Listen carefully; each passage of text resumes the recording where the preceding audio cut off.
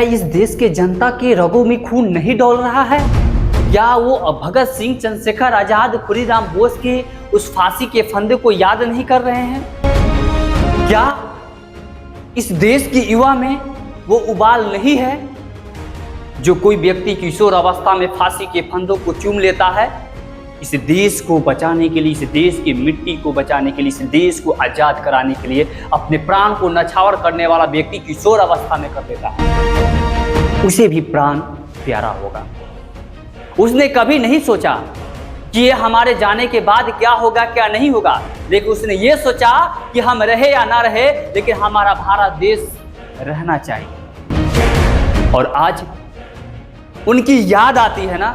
भले हम आज महात्मा गांधी, चंद्रशेखर आजाद, सुभाष चंद्र बोस, वीर अनेकों शहीद हुए लोगों का मैंने सपोर्ट नहीं कर पाया, लेकिन आज इस वक्त, इस समय मैं उन युवाओं को सपोर्ट करूंगा और मैं उन विद्यार्थियों का सपोर्ट करूंगा जिन विद्यार्थियों ने इस देश के लिए, इस देश का भविष्य है, अगर उसकी भविष्य बर्बाद हो रहा है तो मैं दिल से सपोर्ट करता हूं। ये देश रहना चाहिए, मैं रहूं या ना रहूं इससे कोई फर्क नहीं पड़ता है।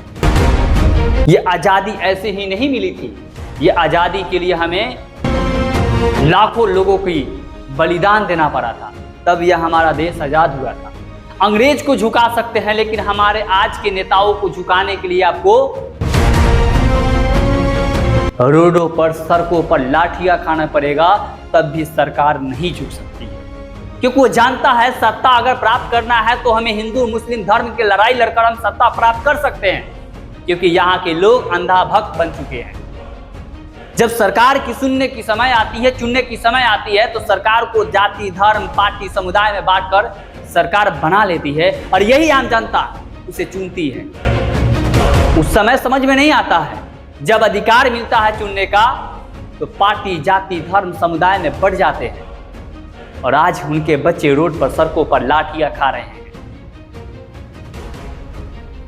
चाहे वो कोई भी पार्टी हो, चाहे वो कांग्रेस की सरकार हो, बीजेपी की सरकार हो या किसी का भी अदर पार्टी की सरकार हो, इससे कोई मतलब नहीं होता है। मतलब सिर्फ होना चाहिए हमारे देश की विकास, युवाओं का बात।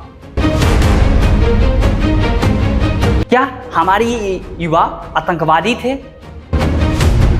जिस प्रकार से इस वीडियो को देख रहे होंगे आप लोग, सच में ऐसा तो हमको लगता है कि गुलाम भारत में भी ऐसा दृश्य देखने को नहीं मिला होगा जिस दृश्य अभी यानी आजाद भारत में देखने को मिल रहा है। पर ये गलती किसकी है? गलती मेरी है, आपकी है। भले आप इसे एक्सेप्ट करें या ना करें, लेकिन गलती हम सभी का है। इसलिए जागो युवा, अपनी आवाज को बुलंद करो। हमें वहां लड़ना है जहां गोरे चर्बियों ने हार मान लिया था, वहां आज इन वाइट कुर्ते वाले ने डरने का नाम नहीं ले रहे हैं। डरेंगे, सिंहासन खाली करना पड़ेगा। जनता जाग चुका है। कल का जो आंदोलन था वो इतिहास की पहली आंदोलन था।